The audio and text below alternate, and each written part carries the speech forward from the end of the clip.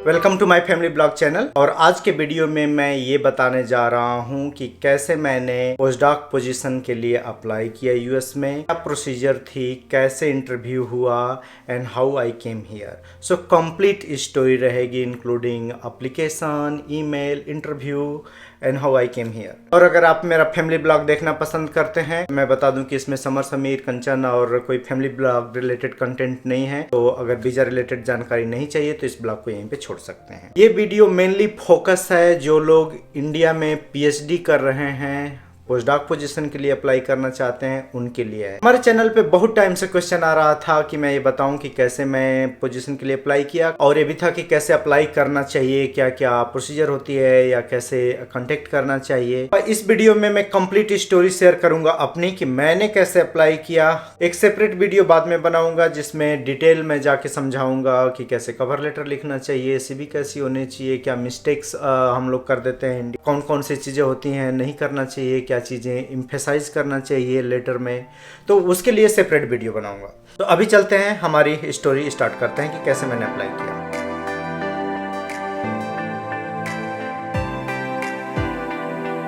सो आपने अगर डिसाइड कर लिया तो पूरा वीडियो देखने का, अदरवाइज टाइम वेस्ट करने से कोई फायदा नहीं है, अभी भी छोड़ सकते हैं। हमारे चैनल पे बहुत सारे बुजुर्ग लोग हैं हमारे फादर की एज के, जिनके बच्चे आईएससी में, आईआईटीज में, खड़गपुर में, आईसर में, सीएसआर लैब में, मल्टीपल अच्छी अच्छी जगह पे पीएचडी कर रहे हैं या रिसर्च कर रहे हैं, कुछ काम कर रहे हैं। वो लोग भी पूछते हैं कि कैसे अप्लाई करना है।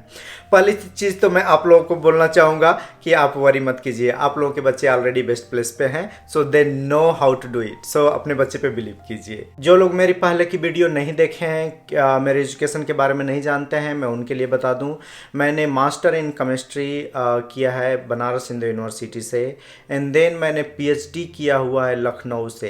एक इंस्टीट्यूट है सेंटर ऑफ बायोमेडिकल रिसर्च करके, एसजीपीजीआई कैंपस के अंदर है, मैंने वहाँ से पीएचडी किया है और मेरा रजिस्ट्रेशन लखनऊ यूनिवर्सिटी में था। अभी करंटली मैं जॉन हॉपकिंस यूनिवर्सिटी में रेडियोलॉजी डिपार्टमेंट में हूँ as a research associate faculty, and cancer research में काम करता हूँ। जो मेजर एरिया ऑफ एक्सपर्टीज है वो एनएमआर स्पेक्ट्रोस्कोपी है, एनालिटिकल टेक्निक्स है, इसको यूज करके मेटाबॉलिज्म स्टडी करना है। जो मेरा करंट एरिया ऑफ रिसर्च है वो कैंसर रिसर्च है, कैंसर मॉलिक्यूलर इमेजिंग है, multiple imaging and analytical techniques को यूज करके कैंसर के मेटाबॉलिज्म को अंडरस्टैंड करते हैं हम लोग। कैसे कोई जीन को टारगेट करता है, साइलेंस करता है या ओवर एक्सप्रेस करता है तो मेटाबॉलिज्म कैसे चेंज हो रही है, या कोई एंटी कैंसर ड्रग यूज करता है, कोई इंजाइम प्रो ड्रग यूज करता है तो वो कैसे काम कर रही है। सो मेरा मेन पर्पज होता है एनालिटिकल टेक्निक्स को, एमआरआई को, एनएमआर स्पेक्ट्रोस्कोपी को, इमेजिंग को,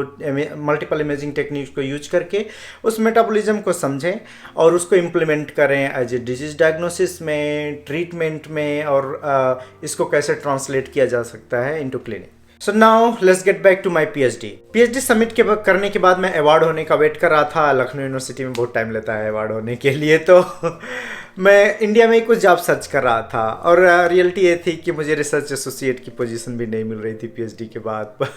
बहुत प्रॉब्लम थी।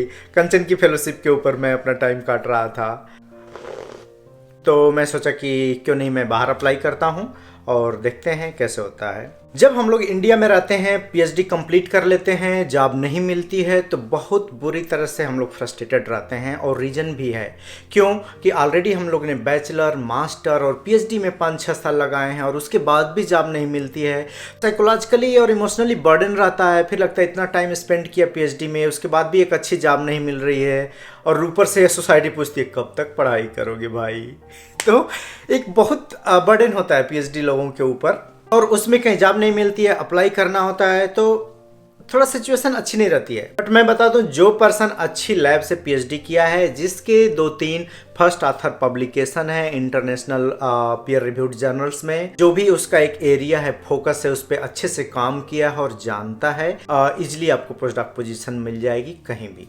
यूएस में, कनाडा में या यूरोपियन कंट्रीज में, बहुत सारी कंट्रीज में बहुत ज़्यादा रिसर्च की पोजीशन है एज कम्पेयर टू इंडिया। सो उनको ह्यूमन रिसोर्स चाहिए होता है, इजिली आपको पोजीशन मिल सकती है, कोई इतनी बड़ी प्रॉब्लम नहीं है। मैंने कैसे स्टार्ट किया इस पे बात करते हैं। हमारी टीम उधर टॉम एंड जेरी देख रही है। लकीली हमारे लैब में सीनियर थे जिन्होंने अच्छे से सीवी का एक टेम्पलेट बनाया हुआ था कि कैसे ऊपर प्रोफेशनल समरी लिखना है एजुकेशन का, and then area of research, experience, employment, publication and conferences and workshop हम लोग कहाँ कहाँ अटेंड किए हैं पीएचडी में। तो वो सबको अच्छे से एक फॉर्मेट में कंसाइज बनाया हुआ था। तो सेम टेम्पलेट मैंने यूज किया और बहुत हेल्पफुल थी। अगर मैं देखूं मेरे मास्टर की सीवी तो बहुत बुरी सीवी थी। हमारे सीनियर लोगों ने जो टेम्पलेट क्रिएट किया था बहुत अच्छा था, तो मैंने उसको यूज किया। अब मुझे तैयार करना था कि अच्छा से कवर लेटर लिखना है। जब हम किसी भी पोजीशन के लिए अप्लाई करते हैं तो सीवी से पहले एक कवर लेटर हमें अच्छा लिखना होता है, और कवर लेटर सीवी के बराबर ही इंपॉर्टेंट होता है। तो कवर लेटर पे अच्छा खासा टाइम देना चाहिए। So cover letter as a PDF attachment की तरह भेज सकते हैं, या कवर लेटर का में जो कंटेंट है उसको डायरेक्ट ईमेल में आप पेस्ट करके और सीवी अटैच करके प्रोफेसर के ईमेल पे आप भेज सकते हैं। अब मुझे कवर लेटर फाइंड आउट करना था कि अच्छा कवर लेटर कैसे लिखें। गांव का रहने वाला हूं, मेरे इंग्लिश कम्युनिकेशन लैंग्वेज बहुत प्रॉब्लम थी, तो कैसे लिखना है, हर एक लाइन को सोच के लिखना है। कई बार होता है कि हम लोग माइंड में तो सोचते हैं कि ये लिख रहे हैं, बट जब इंग्लिश लिखते हैं तो उसका मीनिंग कुछ और निकल आता है जब दूसरा पर्सन देखता है। तो इसलिए आप कवर लेटर बहुत केयरफुली लिखें अगर इंग्लिश की प्रॉब्लम है तो। जिनको इंग्लिश की प्रॉब्लम नहीं है is best thing. Communication one of the major role play करता है। कहीं भी हम ईमेल लिखते हैं, कांटेक्ट करते हैं, इंटरव्यू कर देते हैं। तो हमारे लैब में एक फैकल्टी ज्वाइन किया था जो यहीं से PhD एंड पोस्ट डॉक करके गया था अमेरिका से। तो मैंने उससे पूछा कि कैसे तुम सीवी लिखते हो, अपनी सीवी दिखाओ थोड़ा, आप कैसे कवर लेटर लिखते हो थोड़ा दिखाओ। तो वो यहाँ पे प्रोफेशनल लोगों से बनवाया था अपना कवर लेटर एंड सीवी। सो उसका मैंने फॉर्मेट ले लिया और उसमें फिर अपने हिसाब से यूज किया। तो एक कवर लेटर से थोड़ा मुझे आइडिया लग गया कि अच्छा इस तरह हमें प्रोजेक्ट करना चाहिए अपने आप को। अब मेरा क्या एक्सपर्टीज एरिया है उसके हिसाब से मैंने कवर लेटर को एडिट किया और उसी लेटर को यूज करता था। एक और मैंने काम किया, इंटरनेट पे बहुत सारे एग्जाम्पल अवेलेबल होते हैं। यूएस की, यूरोप की बहुत सारी यूनिवर्सिटियों के जो कैरियर वेबसाइट होती है उस पर बहुत सारे कवर लेटर, सीवी के टेम्पलेट ये सारे अवेलेबल होते हैं। तो उनको भी मैंने लिया और अपने हिसाब से एडिट करके और बनाता था कवर लेटर। दूसरा क्या करता था, किसको अप्लाई कर रहा हूं उसके हिसाब से भी कवर लेटर बनाता था। कवर लेटर अपने हिसाब से मैंने डिजाइन कर लिया, सीवी डिजाइन कर लिया। अब था मेरा कि अब किसको अप्लाई करना है, कहाँ अप्लाई करना है। बहुत बार होता है कि जब आपका कोई जानने वाला बाहर नहीं होता है, कोई गाइड नहीं करता है तो प्रॉब्लम होती है। और मेरे केस में यही थी। मेरे जितने भी सीनियर बाहर निकले थे उसमें से कोई मतलब बहुत पॉजिटिवली नहीं बता पा रहा, और कुछ लोग बहुत डिस्करेजिंग भी होते हैं। हमारे इंस्टीट्यूट में एक फैकल्टी थे, जब उससे कुछ एडवाइस मांगो पोस्ट डॉक पोजीशन अप्लाई करने के लिए तो वो डिस्करेजिंग ही आंसर देता था। अरे ऐसे नहीं होगा, ऐसे नहीं होता है। तो कुछ लोग बहुत डिस्करेजिंग देते हैं, उनको इग्नोर कर देना चाहिए। मैंने उसको छोड़ दिया। Post doc, research fellowship, job का जो एडवर्टीजमेंट होता है मोस्टली साइंटिफिक वेबसाइट्स पे होता है। nature.job.com है, sciencejob.com है और लिंक्डइन है। सो मल्टीपल प्लेसेस पे है। तो वहाँ पे एक होता है। दूसरा होता है आप किसी भी इंटरनेशनल कॉन्फ्रेंसेस में जा रहे हो वहाँ पे होता है। जिस एरिया में रिसर्च कर रहे हो उस एरिया के जो प्रोफेसर हैं बड़े बड़े या जो नोन हैं, जिनका रेफरेंसेस आप अपने रिसर्च में यूज करते हो, उनको भी आप कांटेक्ट कर सकते हो। तो ये सारे रिसोर्सेज थे। गूगल बाबा इज़ द बेस्ट बाबा ठीक है, कुछ भी कन्फ्यूजन हो उनसे पूछो, कहीं ना कहीं वो लिंक भिड़ा देंगे आपका। तो मैंने काफ़ी रिसर्च कर लिया। इंडिया में कॉन्फ्रेंस होती थी, उसमें जो इंटरनेशनल लोग आते थे उनका पहले से मैं थोड़ा सा सीवी प्रोफाइल वो सब देख लेता था। मेरे से मैचिंग है तो उनको ईमेल करके वो करता था कि मैं कांटेक्ट करूंगा। मैं कैंसर रिसर्च में काम किया था NMR स्पेक्ट्रोस्कोपी यूज करके मेटाबॉलिज्म स्टडी के लिए। तो उसमें कोलिन मेटाबॉलिज्म एक बहुत सबर समझ रहा है। तो उसमें एक कोलिन मेटाबॉलिज्म बहुत कॉमन अरे यार रुक जाओ तुम लोग। तो कोलिन मेटाबॉलिज्म एक बहुत common factor. Tom and Jerry हंस रहे हैं। Stop guys.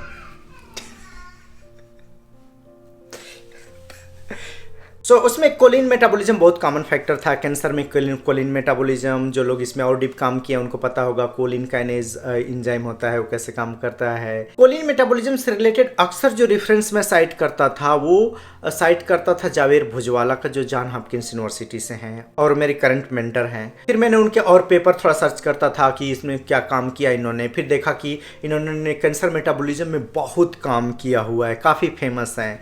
मुझे लगा यार इनको अप्लाई करना चाहिए।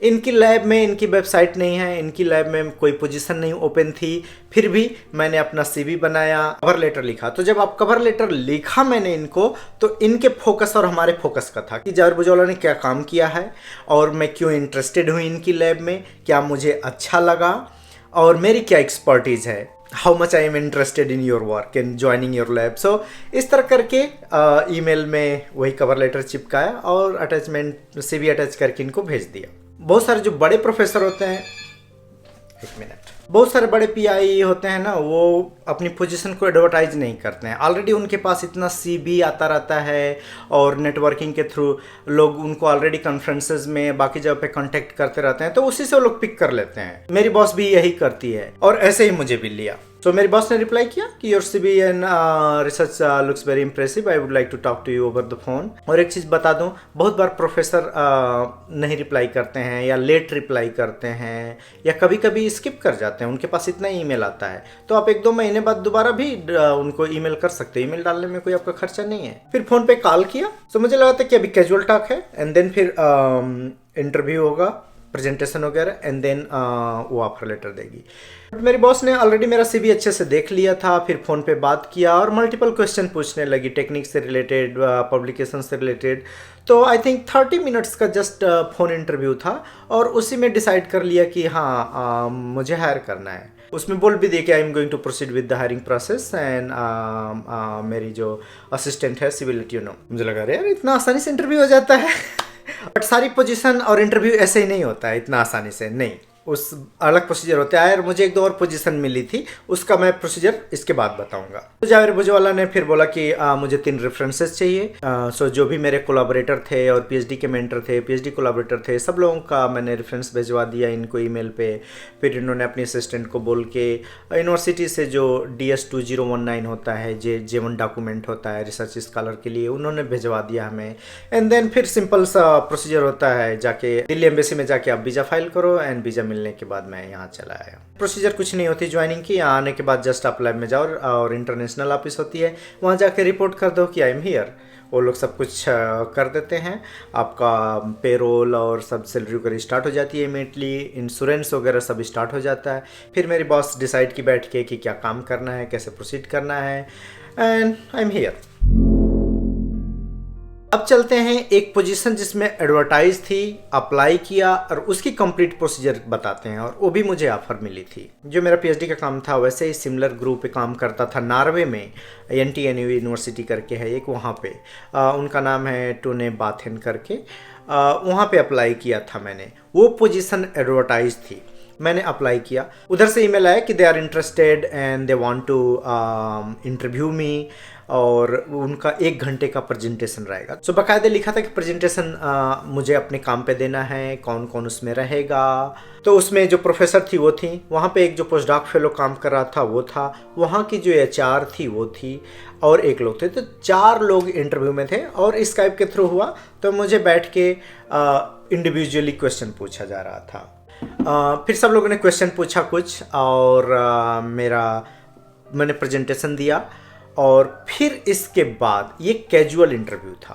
फिर इसके बाद उन्होंने बोला कि दोबारा हम एक फुल इंटरव्यू लेंगे। फिर उस इंटरव्यू के लिए बताया कि कैसे मुझे देना है। उन्होंने मुझे 5 क्वेश्चन दिए थे और 5 क्वेश्चन के आंसर में मुझे 1 घंटे का प्रेजेंटेशन देना था। अभी मुझे ख्याल नहीं आ रहा है, बट मैं वीडियो के डिस्क्रिप्शन में वो 5 क्वेश्चन लिख दूंगा, मेरे प्रेजेंटेशन में कहीं ना कहीं है वो। एक क्वेश्चन था कि एक क्वेश्चन था कि tell me about a work you feel proud of.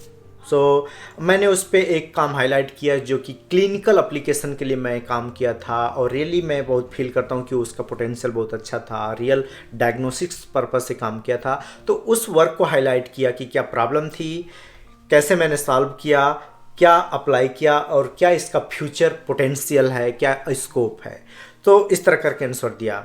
बहुत सारे ऐसे भी क्वेश्चन थे जैसे why we should hire you.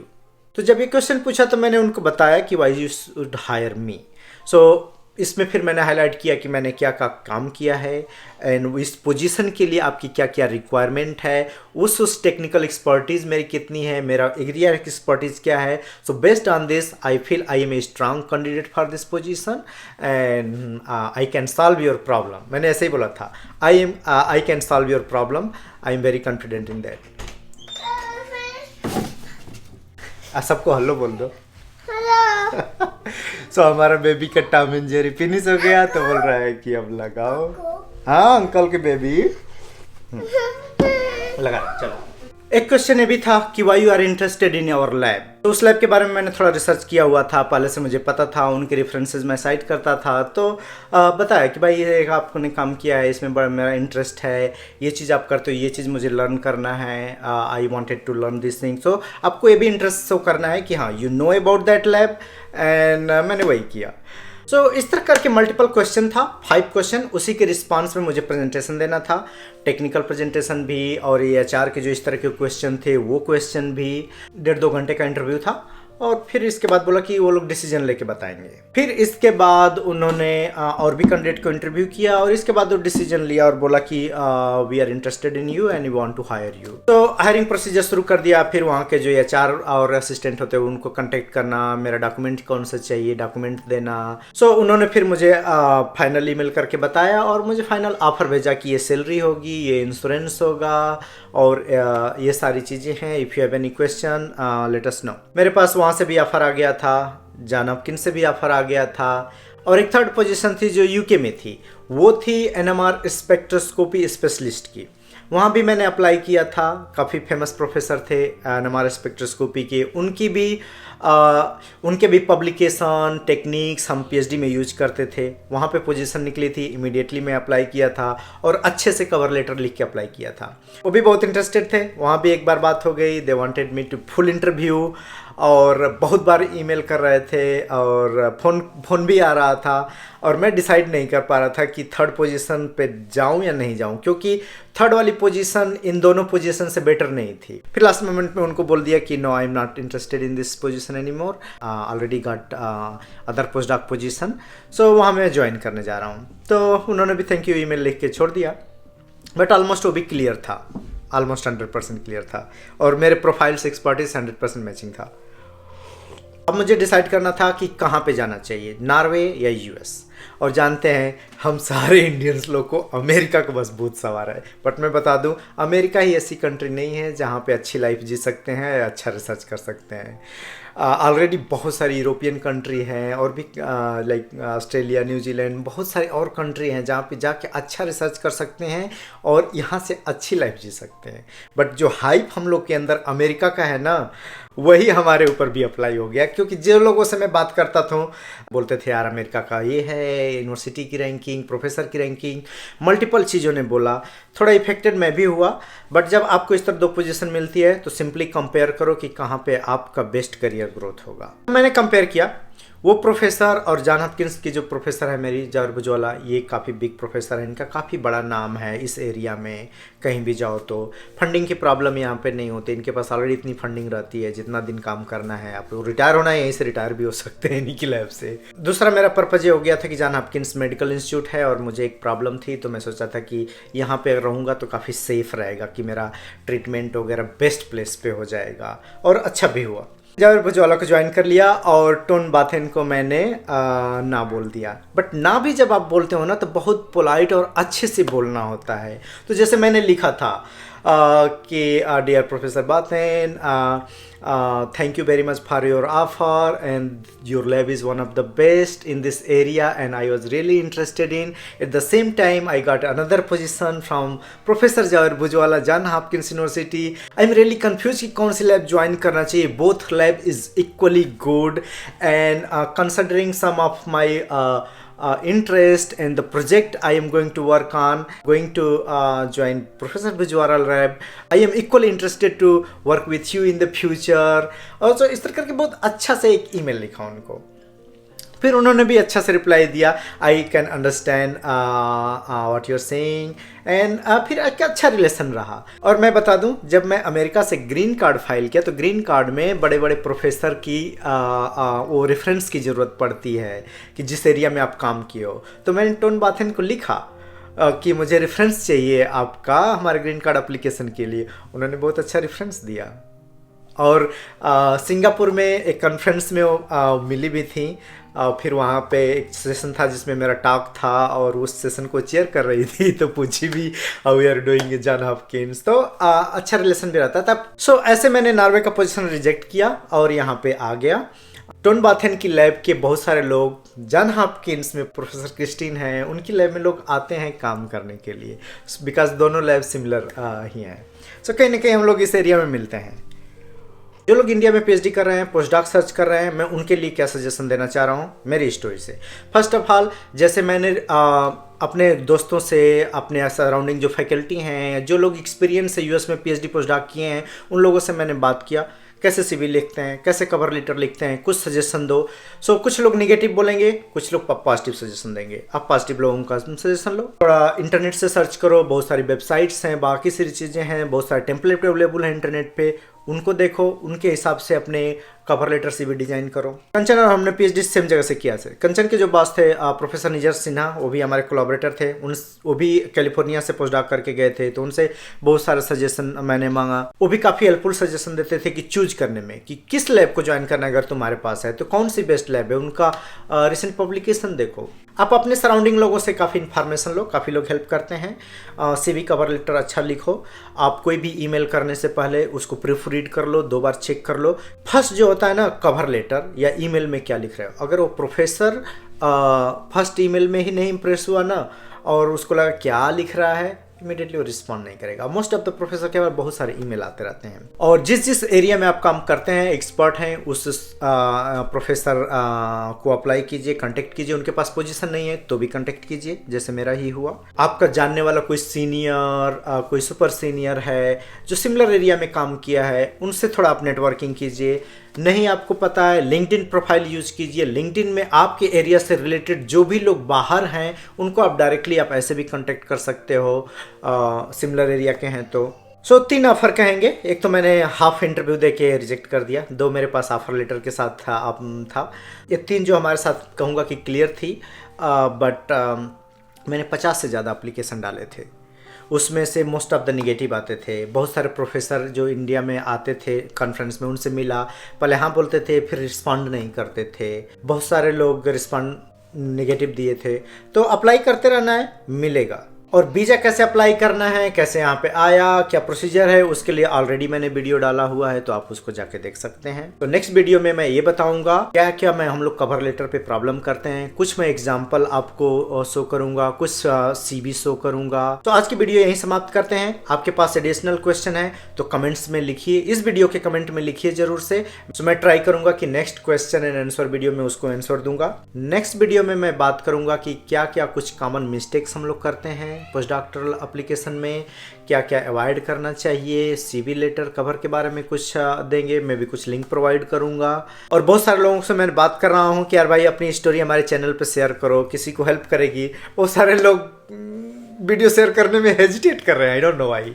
So I hope कि और लोगों को भी मैं इनकरेज कर पाऊँ मेरे इस चैनल पे आने के लिए और वीज़ा टू यूएसए सीरीज़ में अपनी स्टोरी शेयर करने के लिए कि वो लोग कैसे अप्लाई किए। बहुत सारे लोग पोस्टडॉक से रिलेटेड जानकारी में या वीज़ा से रिलेटेड जानकारी में इंटरेस्टेड हैं। सो प्लीज़, ये वीज़ा टू यूएसए सीरीज़ मैंने इसीलिए बनाया है कि इसमें सब इसी तरह की चीज़ें जाएंगी। सो इस सीरीज़ पर आप हमेशा नज़र रखो। थोड़ा टाइम लगता है मुझे, क्योंकि हमारी भी लाइफ यहाँ पे बहुत बिजी है और बच्चों को देखना, हर एक चीज़ अपने करना, तो थोड़ा टाइम लगता है। But I will upload each and everything, I promise. थोड़ा टाइम लगेगा but I will do it. So चलिए फिर मिलते हैं नेक्स्ट वीडियो में। Bye bye, see you letter.